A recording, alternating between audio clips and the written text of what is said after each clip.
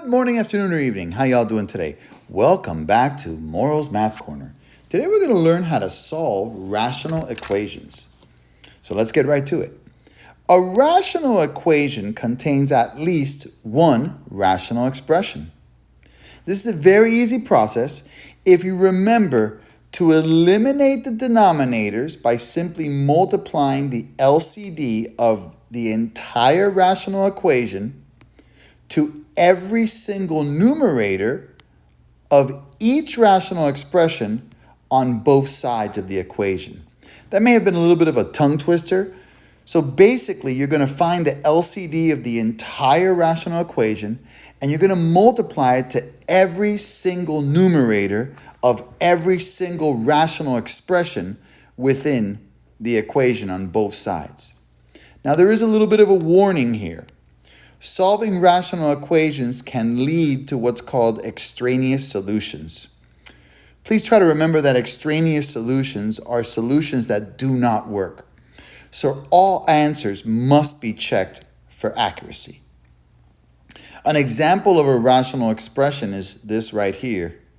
Of a rational equation is this right here because it has at least one rational expression. This over here is not a rational equation because it does not have a rational expression. In other words, it has whole values or real numbers in the denominator rather than polynomials or variables. All right, so let's get to the actual skill. Solve each of the following rational equations. All right, so first off, since we do have to worry about extraneous solutions, let's remember that we can find the restricted values or the values that will make the equation undefined. So let's first find our restrictions. And we can do that by setting all variables and or polynomials in the denominator not equal to 0. So x cannot equal 0, 2x cannot equal 0, so my restriction here is x cannot equal 0. Next thing we're going to do is we're going to find the LCD. The LCD between x, 3, 2x, and 3 is going to be 6x. Now we're ready to rock and roll. We're going to go ahead and multiply the LCD of 6x to every single numerator. Please note that you're just multiplying it to the numerator because you're trying to cancel out the denominators, which is very similar to canceling denominators out when we're working with complex rational expressions. So this shouldn't be too far off base.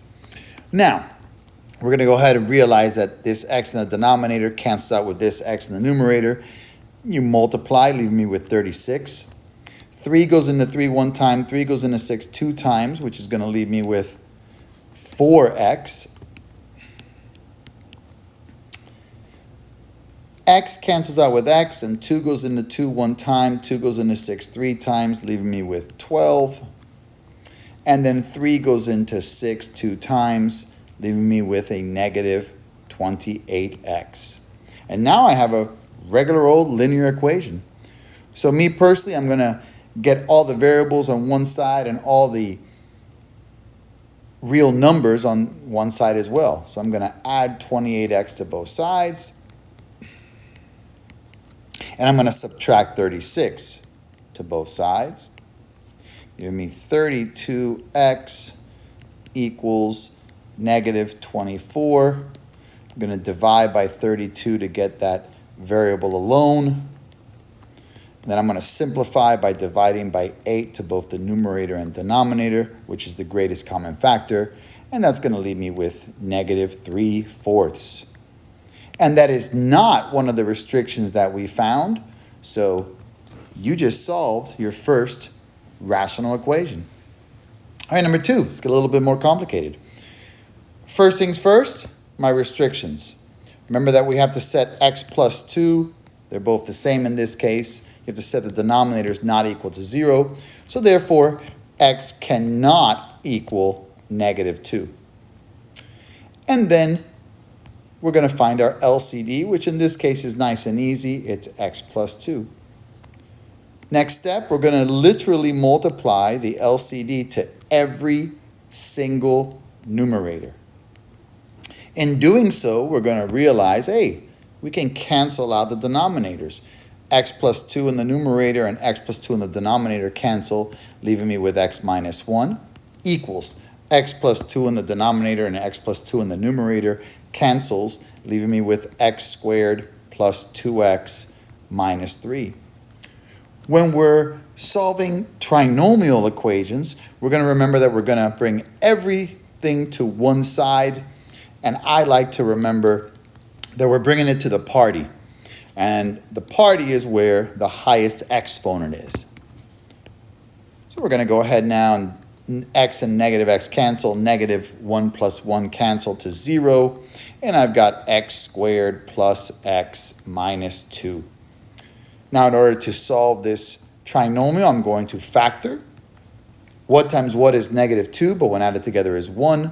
We've got x plus 2 and x minus 1. Now we're going to use the zero product property. So x plus 2 must be set equal to 0. X minus 1 must be set equal to 0. So therefore x equals negative 2 and 1. However, when we look at our restrictions here, if you notice, x cannot equal negative 2. So therefore, negative 2 is what's called an extraneous solution. So that is not part of the solution set. And my final answer will be x equals 1. All right, next. First things first, we're going to find the restrictions. So by my restrictions, I'm going to set all of the denominators not equal to 0. So x plus 2 cannot equal 0, so that means x cannot equal negative 2. And x minus 2 cannot equal 0, so that means x can also not equal positive 2. Next step. LCD. The LCD in this case is x plus 2, x minus 2. So I'm going to go ahead and multiply the LCD of x plus 2 and x minus 2 to every single numerator. Why do we do that once again? Because we're canceling out the denominators. Now, you know me by now, hopefully. I like to put a 1 in the denominator to go ahead and distinguish the numerator and denominator. All right, so let's get to canceling. The x plus 2 in the numerator and denominator cancels. Now I'm going to go ahead and FOIL. So I've got 2x minus 4. The x minus 2 in the numerator and denominator cancels. So now I'm going to FOIL. So I've got x squared plus 2x. And that's going to equal x plus 2 times x minus 2 is a difference of squares. So it's the first term squared minus the second term squared. All right, it doesn't matter where we move our variables now because they both have an x squared on both sides. So me particularly, I'm going to subtract x squared to both sides. And then I'm going to add 4 to both sides. So the negative 4 and the 4 cancel, the x squared and the negative x squared cancel, leaving me with 2x plus 2x, which is 4x equals 0. And I'm going to divide 4 to both sides, and x equals 0. If we look at our restrictions, x can equal 0, so we are golden. And that is my solution. Okay, perfect. Next, number 4. First things first, well, let me go ahead and shrink this up here so we don't get confused. Okay. So first things first, I'm going to find my restrictions. But before I find my restrictions, if you notice, I've got to factor all the denominators. So the first step in this particular situation is let's factor all the denominators. And as you know, x squared minus 9 is a difference of squares. So it's the square root of the first term plus the square root of the second times the square root of the first term minus the square root of the second. So now we can find my restrictions. The restrictions here, I got to set all the denominators not equal to 0. So therefore, x cannot equal 3 or negative 3. Next step, find my LCD. The LCD here is x plus 3 and x minus 3. Now let's rock and roll. Let's literally multiply the LCD of x plus 3, x minus 3 to every single numerator.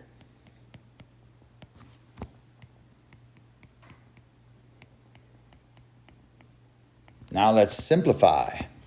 So the x minus 3 in the denominator cancels out with the x minus 3 in the numerator, giving me x squared plus 3x.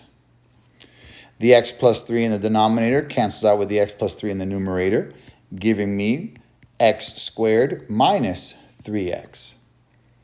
And then that's going to equal both the x plus 3 and the x minus 3 in the denominator, cancel out with the x plus 3 and x minus 3 in the numerator, leaving me with 2. I'm going to combine like terms here on the left side. So I know that 3x minus 3x is 0. I've got 2x squared equals 2. I'm going to divide 2 to both sides, giving me x squared equals 1. Remember that we can eliminate the power of 2 by simply square rooting both sides. So x is going to equal plus or minus 1. Please remember that whenever you use a square root to solve, you've got to remember the plus or minus, because positive 1 squared is 1. Negative 1 squared is also 1. Now we look at our restrictions. We are golden. So my solution is x equals plus or minus 1. All right, let's go. Last but not least, first things first, we're going to have to factor all the denominators. So I've got 5x over 2x minus 3 equals 3x over x minus 1 minus 5 over, all right, so we've got here 2x and a 2x. I'm going to use the little Cuban method here. 2 times 3 is, my new c is 6. What times what is 6, but when added together is negative 5. That's going to be negative 3 and negative 2. Be careful, it's not 6 and 1. Now I go with a little imaginary factoring here of 2. So my factor is 2x minus 3 times x minus 1. Okay. We can go ahead and get rid of this here for now. All right. Now we're ready to find my restrictions. So my restrictions are that x cannot equal 3 over 2 or positive 1. How do we get that again? By setting each denominator to not equal 0. And my LCD here in this case is going to be 2x minus 3 and x minus 1. I'm going to go ahead and just erase the Cuban method there. All right, now we're ready to rock and roll.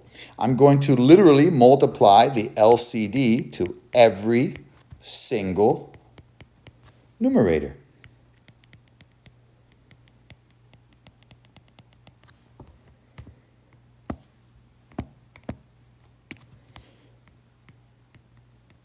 On both sides of the equation, of course. Okay, so now let's simplify. 2x minus 3 cancels out with 2x minus 3. I'm going to FOIL. So that's 5x squared minus 5x equals the x minus 1 cancels out with the x minus 1. I'm going to FOIL. So that's 6x squared minus 9x. And then the 2x minus 3 and the x minus 1 both cancel, leaving me with negative 5. I'm going to personally subtract 5x squared to both sides and add 5x to both sides, because I like to go where the largest value is to stay positive. And that's going to render me with 0 equals x squared minus 4x minus 5. I've got a trinomial. I factor trinomials in order to solve them. So what times what is negative 5, but when added together is negative 4. You got it. It's negative 5, positive 1.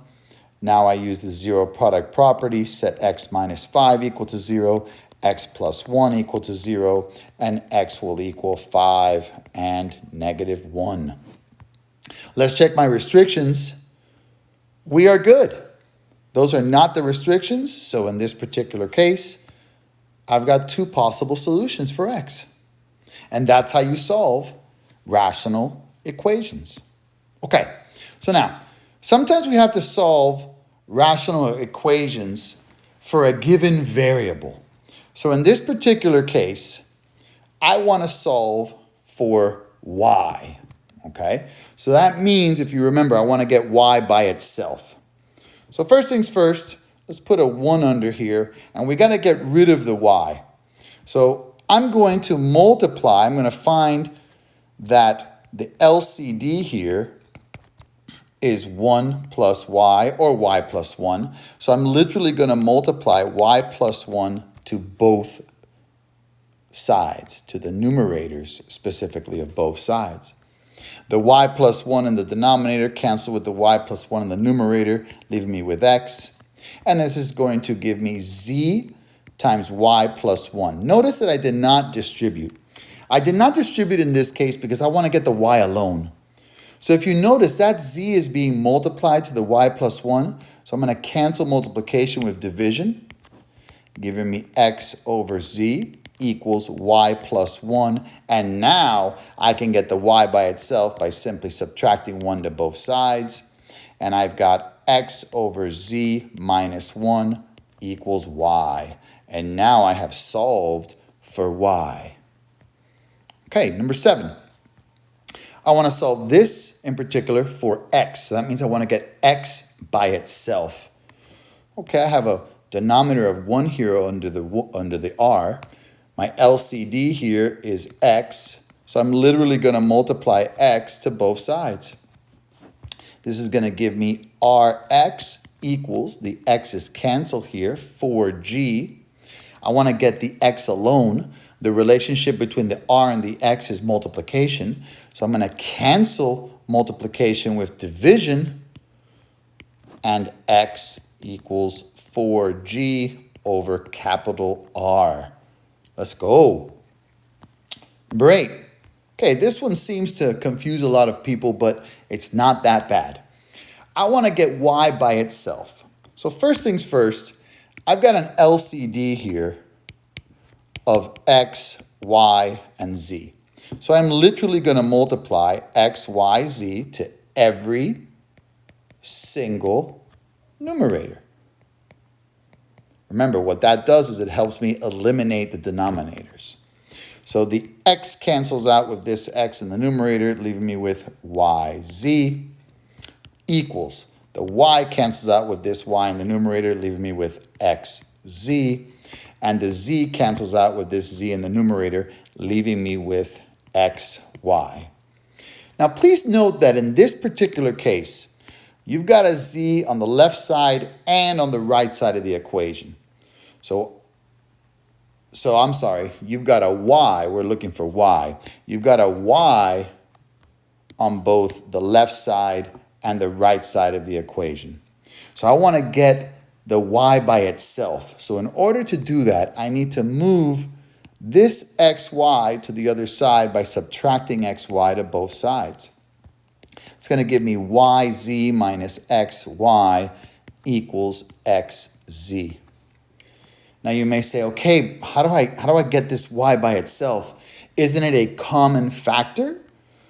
Isn't it the GCF? So I can literally factor out the y from both of these statements, from both of these expressions, and that's going to render me with y times z minus x equals xz. The relationship between y and z minus x is multiplication, so I'm going to divide z minus x to both sides, and then I have y by itself, which equals xz over z minus x. So you got a few steps there, but it's not that bad if you really think about it. And last but not least, I want to solve for a here. Well, I'm going to go ahead and put a denominator of 1 under my s. My LCD in this particular case is 1 minus r. So I'm literally going to multiply 1 minus r to both sides. So this is going to give me s times 1 minus r equals the 1 minus r's cancel, a. Or if you want to have the leading coefficient inside of this binomial to be positive, I can factor out a negative, so I could make this negative s times r minus 1 equals a as well. And there you have it. You know how to solve rational equations, and you know how to solve rational literal equations for a specific variable. Thank you so much. Hope you learned a lot, and come back anytime. Bye-bye now.